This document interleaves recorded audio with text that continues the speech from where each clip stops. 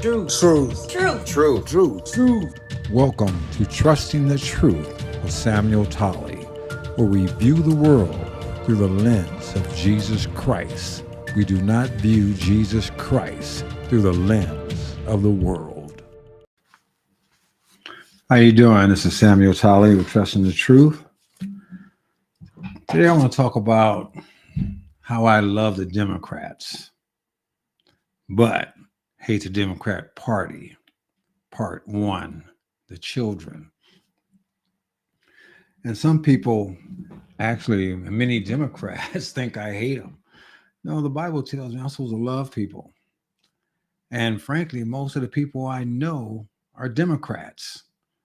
Most of my friends and most of my ex-friends that do not consider me a friend anymore are Democrats. I grew up in an environment in which Black people particularly voted the straight Democrat line. In many cases, there are still many of them that vote the straight Democrat line. When I quit voting Democrat, I didn't stop loving Democrats. In fact, since 2011, I think I've been online since that time. Actually, I think it was about 1989 when I quit being a Democrat. I didn't quit loving Democrats then either. And in 2011, when I started going online and expressing my views publicly beyond my normal, people in my everyday run of life, I didn't quit loving Democrats then either. Except for at that point, I exposed myself to more people. I exposed myself to more ridicule. I have people that I grew up with that say or said all kinds of things about me. Most of the time, these days, I don't hear anything. But I've been called all kinds of vicious names and have to take all kinds of abuse.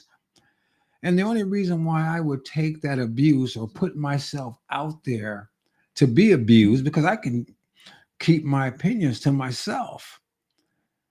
But I don't think it's love to keep your opinions to yourself. I mean, for example, I had a friend that I grew up with since we were children. And once we became teenagers, that particular friend decided to become a Jehovah's Witness. I didn't know anything about Jehovah's Witnesses at that time. I didn't pay much attention to it. But we were still friends. But he went on his path. And eventually, when I decided to dedicate my life to the Lord, I started studying apologetics, which is the defense of the faith. And the more I studied, the more I found out that the Watchtower and Tract Society teaches an adverse theology, a false gospel. Now, this friend I hadn't seen in years. We grew up, raised families. We might have seen each other off and on, but it was years since I saw this friend. And when I met him, we decided to go out to lunch. So we went out to lunch. We had a great time, reminiscing on the past and whatnot. But all through my thought process, it was like, I should tell him the truth of the gospel. And I also realized that as much Jehovah's Witness theology as I learned, that he would not be open to it. That in fact, he was told by their teaching not to accept the teaching of any teaching outside of the Watchtower and Tract Society. And I thought, this was after lunch and I went home or whatever. I said, I have a choice here. I can just accept my friendship for what it is. And if he's willing to spend time with him occasionally and us just enjoy one another. Or I can risk that by telling him the truth of the gospel. Well, it was a no-brainer for me. I had to tell him the truth of the gospel because being my friend, I loved him and I would not be serving his interests if I wouldn't tell him the truth. And I told him. And we had a few discussions. And after that, um, we sort of simply parted our ways for the most part. I mean, we never stopped really being friends, but our association ceased as far as us getting together and going to lunch and doing different things. Now, down the line, when his mother passed, I went to her funeral. When his daughter passed, I went to the watchtower to her funeral. I told him, if you ever need me, I'll be there, which I will to this day. And once in a blue moon, we speak, but we don't talk about the Bible. And if he's ready and willing one day, I would love to discuss it with him. And when I talk to people about the Bible, I don't care if they present their theology to me. Matter of fact, I welcome it because I've always said that if this won't stand up to everything, I don't need it. So people with adverse theologies or whatnot, I will speak to them. I'm waiting on an atheist to come on my show so we can discuss his situation versus my belief because I love him. But he's not a Democrat. And that brings me right back to the Democrats. So like I said, most of my relatives, most of my friends, the ones that speak to me and the ones that don't, I love them. I never stop loving them. It would be wrong to say you love somebody and won't try to help them. I mean, I use the analogy of a little kid. Right now we got a weird government that's talking about mutilating kids because they think they're a child. I mean, they think that a little boy might think he's a girl or whatnot. And I always say, okay, so Johnny's 5 years old and he wants to run out in the street and play. No parent's gonna well, go ahead, Johnny. We know you want to have fun. No, Johnny take his little butt out in the street. He might get hit by a car. The parent loves Johnny, so they're not gonna let Johnny go in the streets. So I want to talk about some of the reasons why I hate the Democrat Party. And when I first thought about this topic, I thought, I could just talk about it in a day, but it's impossible. Matter of fact, what I have today is impossible to talk about it in a day. But I'm going to talk about it. And the first thing I want to bring to your attention is this: a couple of goals of the Communist Party, goals that were read into the Congress of the United States in 1963. Goal number 17, get control of the schools. Use them as transmission belts for socialism and current communist propaganda. Soften the curriculum. Get control of teachers' associations. Put the party line in textbooks. Now, there's a lot here and everything. People say, what is he talking about? Communism. I thought he said he hates the Democratic Party. Well, I believe for the most part, the Democratic Party has been taken over by a lot of communists because a lot of the stuff that the communists wanted to do, the Democratic Party is doing. For example, in number 26, it says, present homosexuality, degeneracy, and promiscuity as normal, natural, and healthy. Well, the Democratic Party is doing that. I was talking to some friends or looking online just about the Grammy Awards and all these entertainers and the debauchery. They've gotten to the point now where they just show full-blown satanic rituals on their programs. I never watch that stuff anymore. I quit watching that stuff years ago. But the idea is they make that normal. The schools are teaching children all kinds of degeneracy. I've went over that in several videos, drag queen story hours and giving them puberty blockers and all this stuff. That's not what I want to talk about today.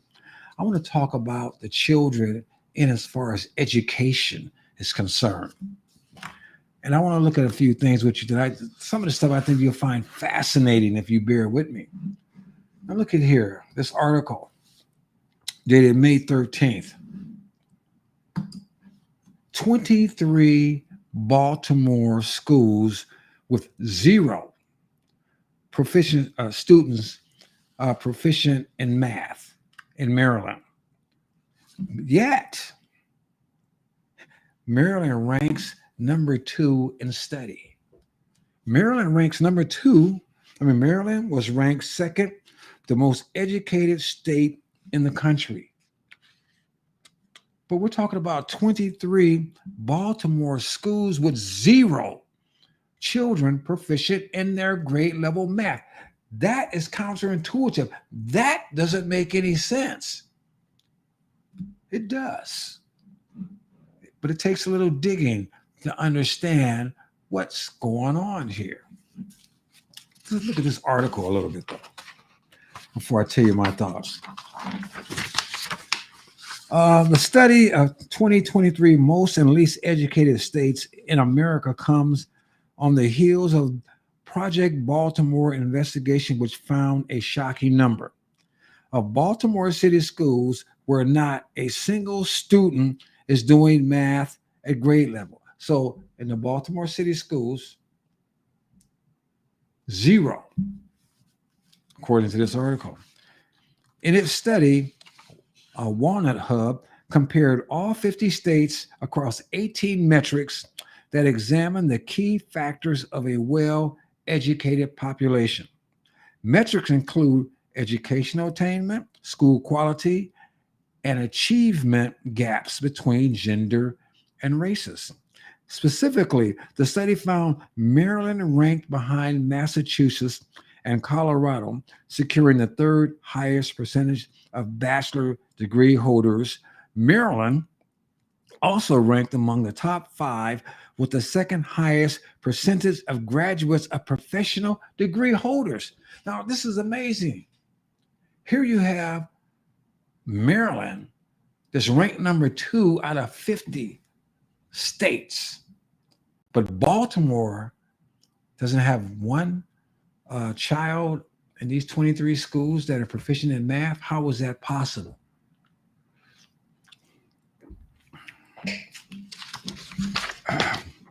So then it goes on and it has a list of states. I'll just scroll by so you can take a look real quick. Like I said, Massachusetts was 1, Maryland was 2nd. My home state of California was 28, and my present state of Arizona, 37. Okay, and at the bottom, we have Oklahoma, Alabama, Arkansas, Louisiana, Mississippi, and West Virginia. Baltimore has a long way to catch up to the rest of the state. The Maryland State Department of Education 2023 state test results report Baltimore City math scores were the lowest in Maryland. Just 7% of the 3rd through 8th graders testing proficient in math. Means 93% could not do math at the grade level. How can you survive like that? But that's not all. Project Baltimore combed through the scores of all 150 city schools where the state math test was given. Their investigation found 23 Baltimore schools. There were 0 students who tested proficient, not a single one, which we've already discussed. Well, hold on.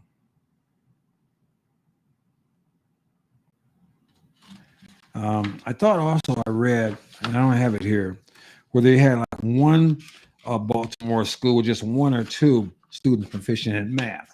Yeah, matter of fact, it is on the first page. When you get past those 23 with 0, they had some with just 1 or 2. But check this out. The real question is, how can the state of Maryland be number 2 in higher degrees while Baltimore is 0? Did you know that Maryland is only 35 miles from Washington, D.C.? And Did you know that in Washington, D.C., well, let me put it this way. We have 2 million people that work for the federal government. And in Washington, D.C., it's stated a quick Google search says 245,368 work in D.C. So then the question is, how many of those federal workers potentially live in Maryland? And the stats I came up with, another one, was around 200,000. So we got 200,000 of the 245,000 federal workers that live in Maryland. Well, the teachers union, which is the highest or the biggest lobbyists in the country for schools, and the DC politicians, the Democrats, are against school vouchers. And school vouchers give parents the ability to use the tax money that they pay to determine where their child is educated. I mean, it's like you go to work every day and you get a paycheck and you want to go buy some meat. And there's a good meat market around the corner and there's a bad meat market down the street. But somebody tells you, no, you can't go to the good meat market. You have to go to the bad one around the corner where everybody would have a fit. Because you work, that's your money. Why should you go buy some bad meat for your family?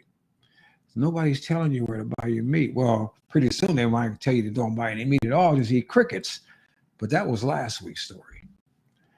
But the fact of it is they're telling you where your child can go. Or they're saying, oh, you could put your child in private school, but you pay for it. And see, they got people not understanding that you're already paying for your child in a public school. And people like me that no longer have children in schools are still paying for kids to go to public school in our taxes.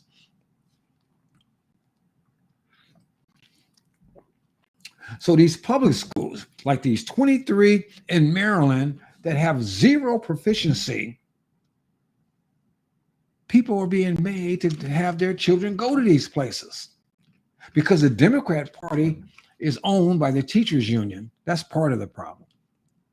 And so therefore, they don't want your child to go anywhere other than where they tell your child they can go. And these schools, by and large, or these school districts or these teachers union, they have contracts whereas the teachers work X amount of years. I think it's like a couple in California, and then they get tenure. You can't even fire these folks. I mean, it takes an extreme, almost a quote act of God, unquote, to fire them. And they don't have to show accountability. The kids don't have to learn, but these people keep their job. So then that makes the next question. Any logical, rational thinking person going to say, Sam, well, that's crazy. What about them folks? I know some of them 250,000 people or them 200,000 people that you say live in Maryland got kids. You know, why would they sit over there and don't want to fight for their kids having a better education? I'm glad you thought about that. So did I. Look at this. In Maryland, look at this. Google search.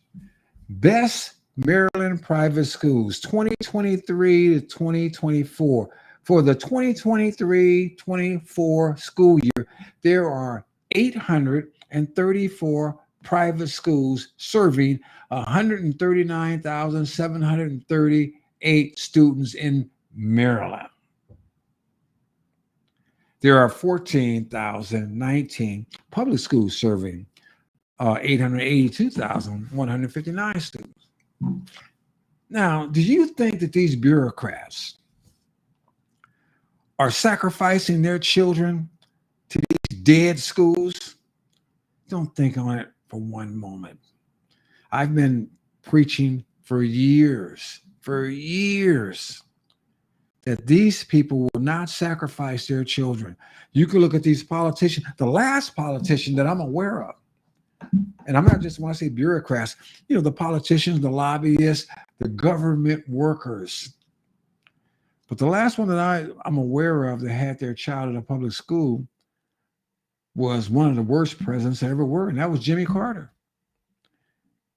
Other than that, I don't think any of them had their kids in private schools. I know full well that Obama, even while Michelle was trying to get schools and make kids eat hummus or whatever the heck that stuff is, and a bunch of things where kids found revolting. She had her kids was in a private school. They wouldn't have the subject to eat that crap. So don't think these lifelong bureaucrats, these government workers that are making great money are sacrificing their kids to these schools like the 23 in Baltimore where there's no math proficiency. It is not happening. And even what's worse, and this is what people don't get, these folks, their jobs are being paid for by you and me. We're paying for the folks that can put their kids in private school that are telling us, no, you can't put your kids in private school because they need to stay in the public school system. Because we don't want you to have the freedom that we have because, yeah, we're making enough money to take care of our kids. And the only reason why they're making enough money is because we pay them. The problem is we didn't make these folks subject to the same rules and etiquette that we are.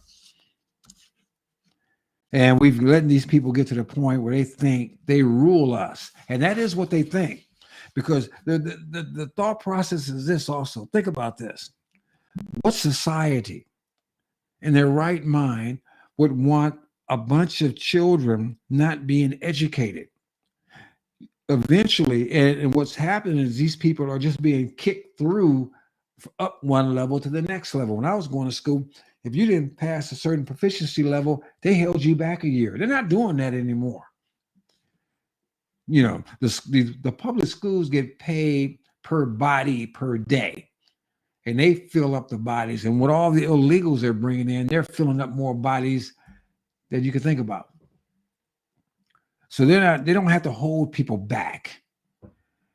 But think about this.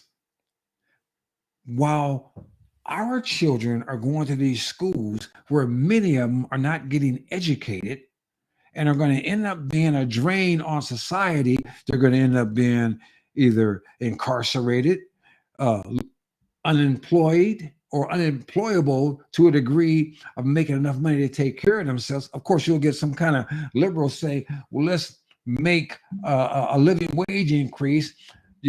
Let's make a hot dog vendor $15 an hour, or you work at McDonald's $20 an hour minimum, which actually puts more people out of work than into work. And when I was growing up, a minimum wage actually was $1.25. I remember. But it was thought of as a minimum wage, and I can get into an argument about why the minimum wage itself is detrimental to Black people, but I'm not going to do that today. But the fact of it is these wages, they make them so high that all it does is make more people unemployable. And why would a business want to spend $20 an hour for a 16-year-old when he might, get some 20-year-old or 25-year-old for that $20 an hour, and that person might be more responsible? These people, the reason why they're not thinking like that, and they don't care about the people that ends up on welfare or in crime or pregnant and just perpetuating more dependency on the government, is because the thing that they're most concerned with is power. People think that money is the number one objective. To a degree, it is. But when it comes to places like DC, when it comes to places like the federal government or state government or local government or anything, power is number one. And if you have the power, the money will follow. You don't have to go after the money if you have the power, because the money is going to always follow power. And these people that get locked in, these people in the swamp, nothing titillates them more than power. And the higher up they get, the more power they get. Even when these people leave the Senate, many times they never leave Washington, D.C., and they end up a lobbyist making a lot of money. Now, think about it. If people just took the time to think, Barack Obama, he was a state senator for what, a couple of years or so? Before that, and then he became a senator after that. Before he was a state senator, what was he? A community agitator? Or that's not what they call it, but community something where he's helping the community. What did he do so that he can leave the White House and end up buying a $15 or $20 million beachfront property in Martha's Vineyard, and then have a property in Chicago, and I believe in Hawaii? And I need not talk about the present president of the United States and all the money that come filtering into him. When you have power, money will follow. So these people, these bureaucrats, or these folks that live in Maryland, and not just go from Maryland, the surrounding area of D.C. Trust me, not enough folks live in the hood in D.C. Like some congressmen that got carjacked yesterday. They get the heck out of there when work is over. They're not going to sacrifice their children to these lousy public schools. And what they're also doing is preparing their children. Their children are getting educated to a high degree. So they're preparing their children to take their spot or the next slot or some side slot. They're not preparing their children to compete with an illegal alien for a job. And if they really cared about the American people and the American student, they wouldn't have let a bunch of illegal aliens come in and help fill up the classrooms or overextend them so they could, but they want to talk about they're sympathetic. They care about the children. Yeah, they care about the children as long as they can use them and abuse them. They don't care about the children to take care of them. So this is why you can have the state of Maryland, number 2 in education, with 23 schools where nobody's learning squat, and have a crime-ridden city like Baltimore at the heart of it. And the problem is you have too many people that just automatically pull that Democrat vote switch, not thinking, listen to the same lies year after year, a new body promising more stuff and delivering nothing, and nothing changes. Nothing has changed for over 50, 60 years dealing with the Democrat Party. Nothing, except for more lies. And here recently, more poverty for the average working American. And now they want us to script and scrain and compete for jobs and limited government resources that came from our taxpayer dollar with 7 to 10 million more illegals they let in. And why did they let all these people in? The same reason: power. Oh, we got so many people here, we got to make them legal. It would just be cruel to send these people back. We need to make them citizens. We need to give them every opportunity that everyone else has here. That's the right thing to do. It's the American thing. And they should be able to vote. And these people, if they come from some country where they were making $5 a day or $10 a day, and they come over here and even somebody under the table say, hey, you know what? I'll pay you $12 a day, an hour, or I'll pay you $7 an hour. And don't get to one of those things where you get the living wage of $15. Oh, yes, I'll do it. And I'm going to vote for the Democrat because the Democrats really helped me out. The Democrats not thinking about the American taxpayer that's suffering, or the American citizen that's either mentally ill, a drug addict, or down in his luck, homeless, been homeless in the streets for years. They don't care nothing about those people. I heard we kicked out some veterans out of a hotel so they could put some illegals in. There was an article. I wasn't even going to talk about it today, but I just thought about it. I read yesterday. The governor of New York wants to hire 18,000 illegal aliens. And at the same time, New York has over 300,000 unemployed Americans. I think that's an excellent reason to hate the Democrat Party.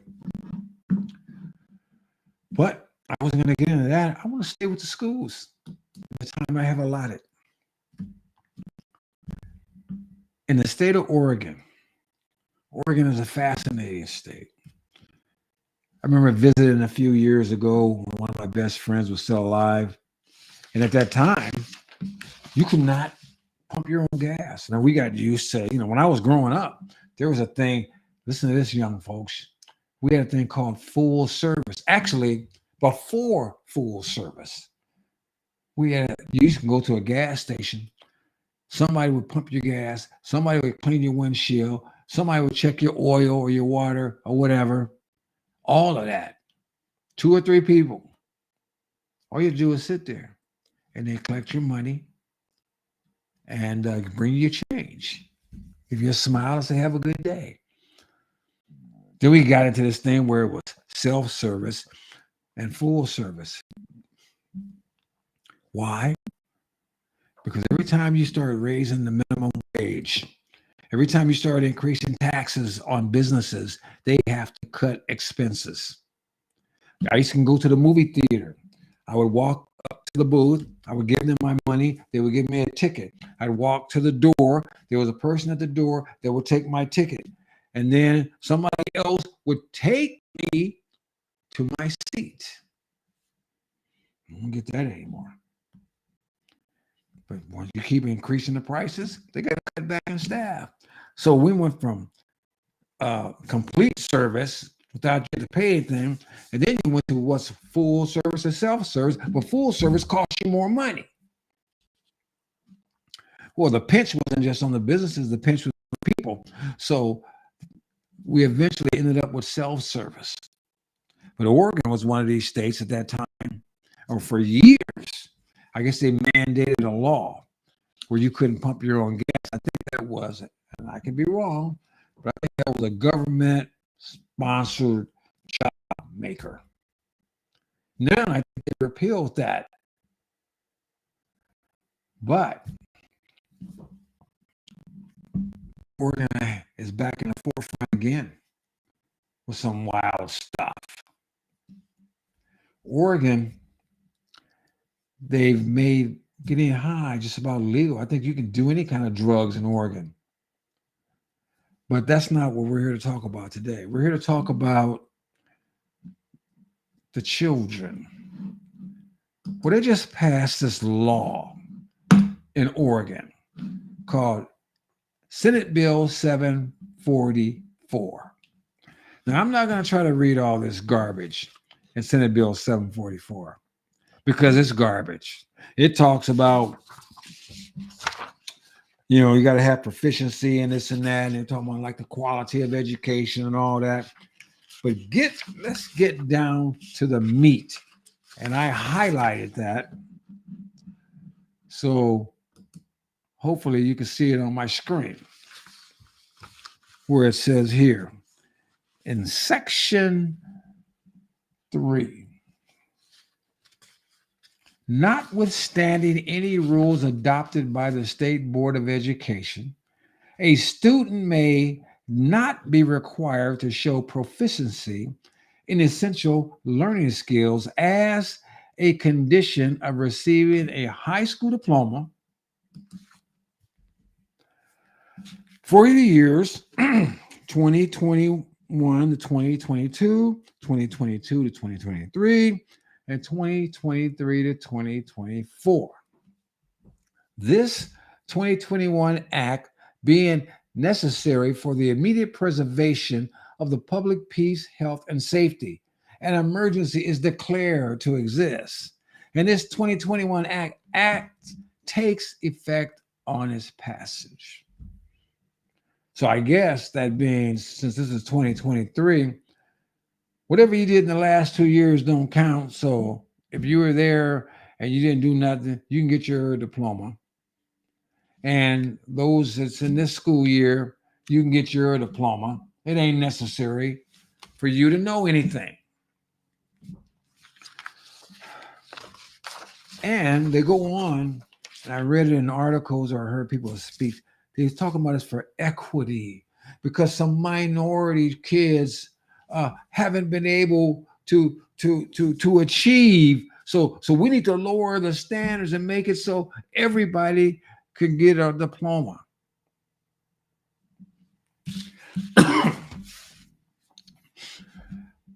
Do you know what it is if you have say you bought you a soda, an orange crush or something, and you want to share it with a bunch of your friends, and you didn't have but this one soda. So you took the soda and you poured it in a pitcher. And it only got the pitcher 3/4 of the way up. So you filled the rest of the pitcher up with water. It's still kind of orange, it's kind of light, kind of orangey looking. But it's no longer it's like a flat, dull, unsatisfying drink. It looks like it's okay, but it's not.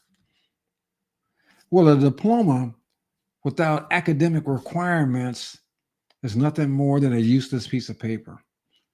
Several years ago, before I left California, they put out a law that said going back 10 years, if somebody did not fulfill or finish their um, exit exam, they can still get their diploma. They didn't have to do anything else, but they can get their diploma. Now, remember what I said about the people in Washington, D.C.? This go for the state folks, too, that are running. This go for the state people that are running government, and this goes for business professionals. This goes for people in the higher income bracket. This goes for everybody with any money that's had money, plan on keeping money, and making sure their kids have money. None of these people will sacrifice their children to a public school education that doesn't demand knowledge proficiency, because those kids will not be prepared to take their spot. And outside of them enjoying the power and the luxury and the money and all that it comes with, they want to make sure their kids can do it too.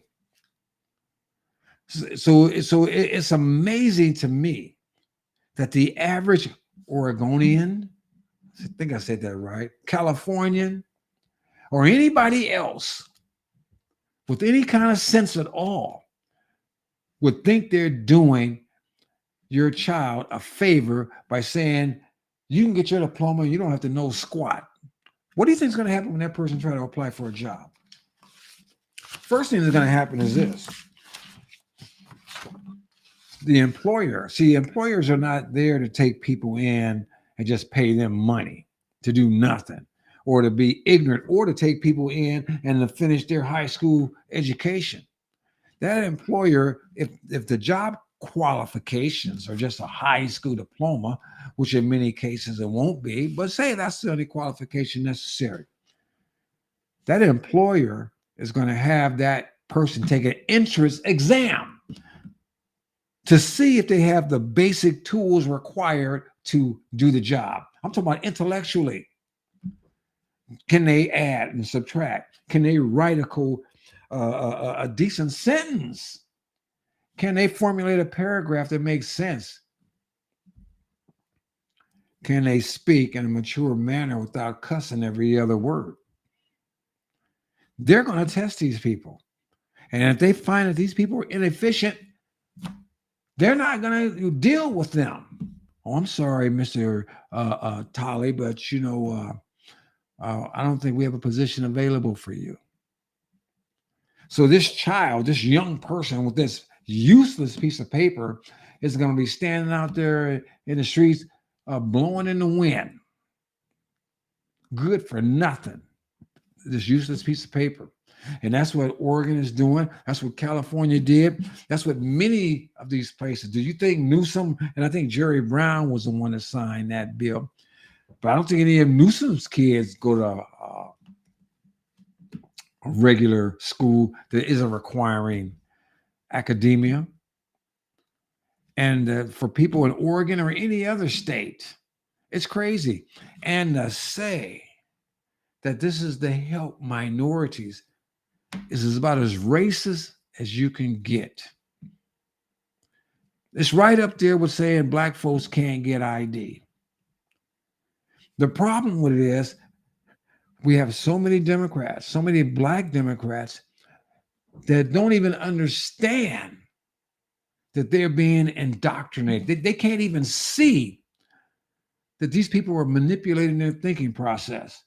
They're telling them that they're inferior while at the same time saying that we want to make sure that you're not treated like you're inferior. But you're telling them they're inferior. Yeah, you're inferior. We need to lower standards because you can't cut it. I think I read an article some time back when I think it's American Airlines or United or some place where they got concerned about the equity of the pilots. So they weren't going to go after whoever achieved the highest status in their test scores and flight education. They wanted to level it off based on pigmentation. Now, I don't know about you, but when I'm in an airplane, I could give less than a rat's behind what a person looks like that's flying the plane. I want to make sure that person can get that thing up in the air, can navigate it through the air, and can land that thing. And I want the best person possible that could do it. That goes for a doctor too. If I go to a doctor, if I got surgery or something, I'm not going to be sitting over there trying to check out this person's meddling content. I don't care. I want to know what's between the ears. I want to know that this person's proficient, that got the skills, got the knowledge, got the technology, knows how to use it. All my children are grown now. Some of them were college kids. Some of them weren't. Matter of fact, the one that wasn't, my oldest son, I think that he's possibly making more money than the younger son that wasn't a college kid. But it doesn't matter. College is for some people and it's not for some people. My thing is you use the technology and the skills available to you to the best of your ability. But both of them strived to achieve success in a competitive world. They weren't looking for a handout or something. Oh, well, you know what? I'm black, so you got to give me an extra 10 points. I can't cut it with everybody else. That's nonsense. This is a Democrat Party from years on. They've always played themselves that they care for black people. They care for the minorities.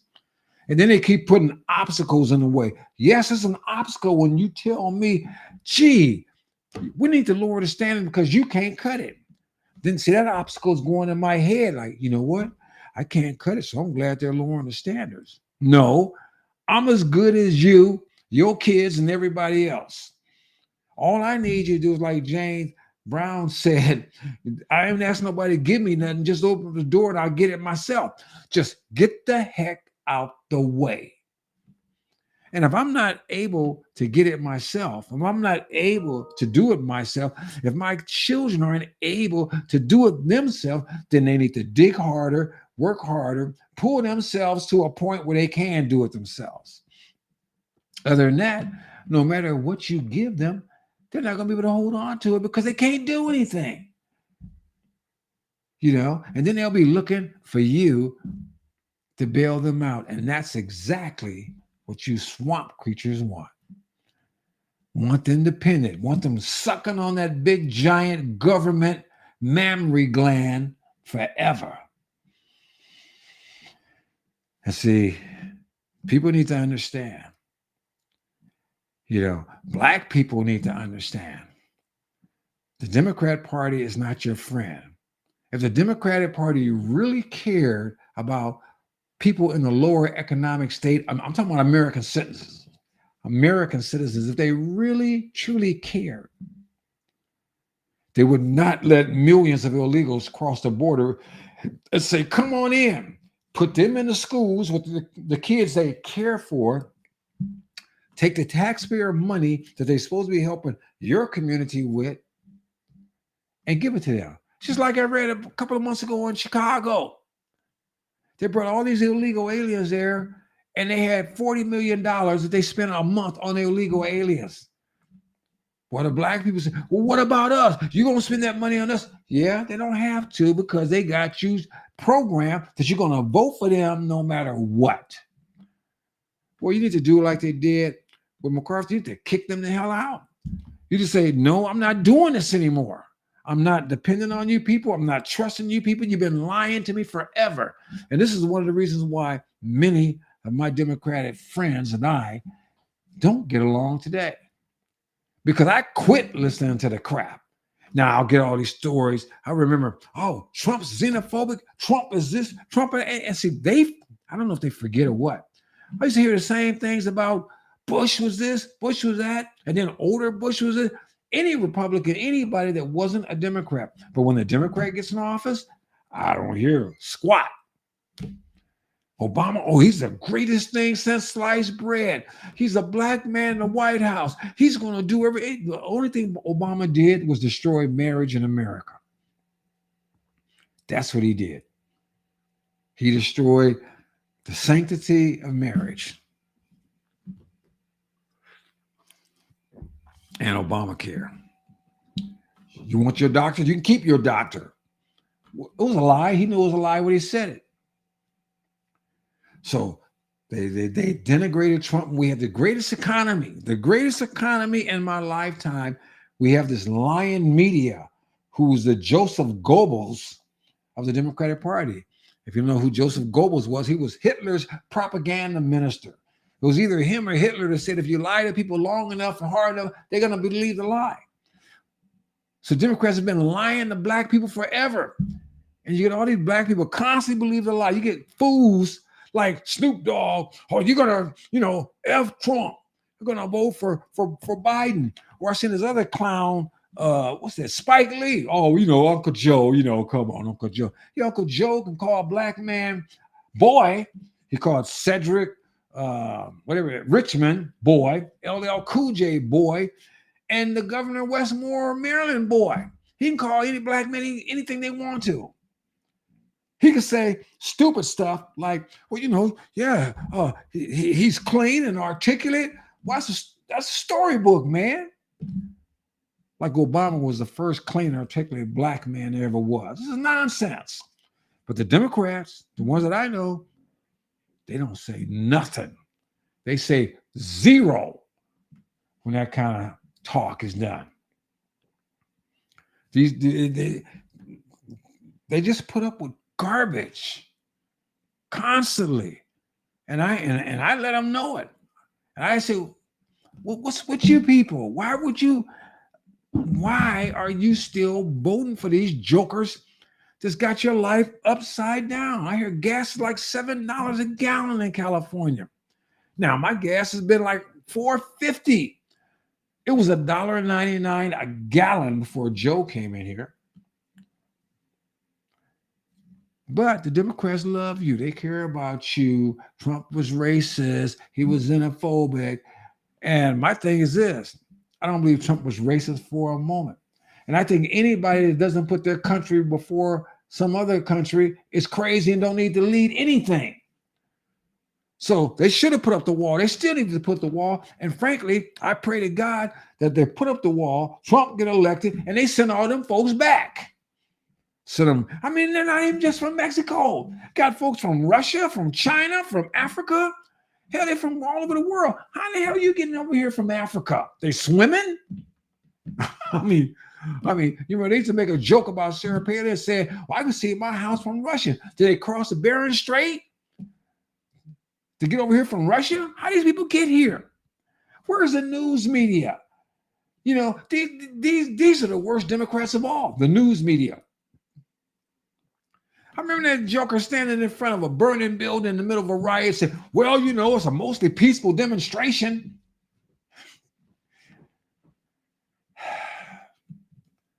You know, people, we need to quit tolerating stupid stuff. We need to hold these people accountable. You know, one more thing. There's this Democratic senator in my new state of Arizona. I'm not going to read the article. I don't have time.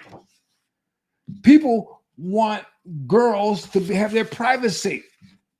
But this governor vetoed a bill, Hobbs, who got us hobbling along here in Arizona. She vetoed a bill that would make it so girls could just use the bathroom by themselves. And so this state senator said, well, you know, maybe they should just put up a curtain. Give them a shower curtain. This is nonsense, people. This is garbage. The whole Democratic Party is infested with sickness. And it goes back to what I read about the communist goals. You know, that goal number 26, present homosexuality, degeneracy, and promiscuity as normal, natural, and healthy. So it's supposed to be normal, natural, and healthy for your 15-year-old daughter to have to go into a dadgum shower with a 16-year-old boy.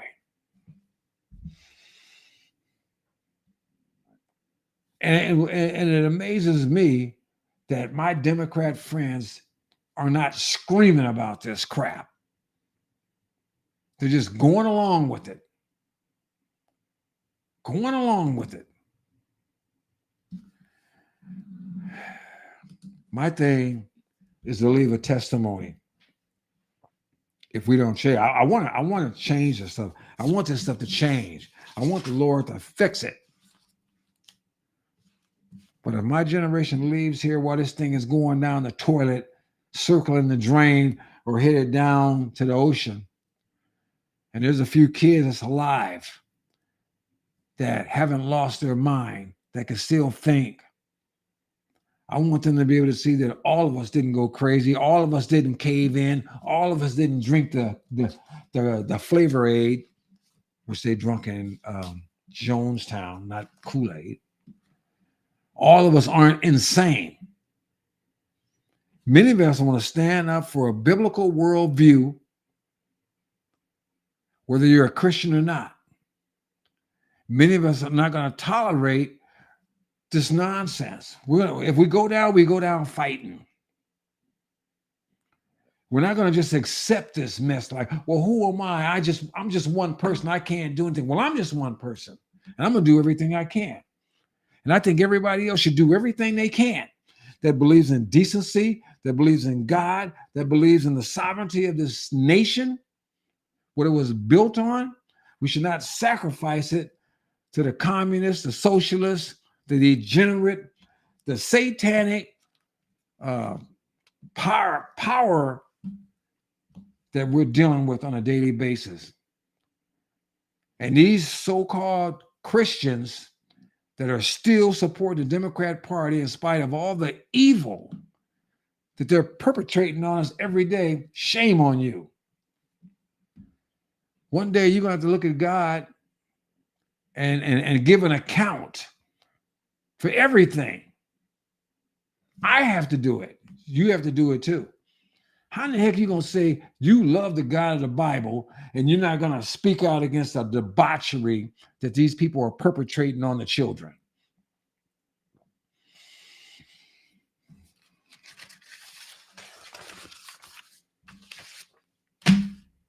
But I love you, Democrats. I pray for you. I pray that God shows you what he showed me. And then, if you can see what I see, you'll be in the fight just like I'm in the fight. You won't have no choice. But as long as you decide to be blind long as you decide to be compliant to evil, as long as you decide to walk in darkness instead of the light, shame on you. But people like me, we're going to keep speaking as long as we have a voice, as long as the Lord gives us strength. And we just pray one day all of y'all will wake up and join us in the fight. It's not about being a Republican. It's about being a moral, decent, God-fearing person and standing up for biblical values. That's what it's about.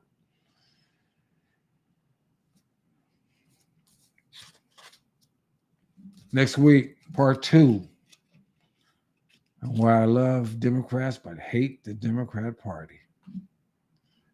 This is Sam Tolley, and I'm out.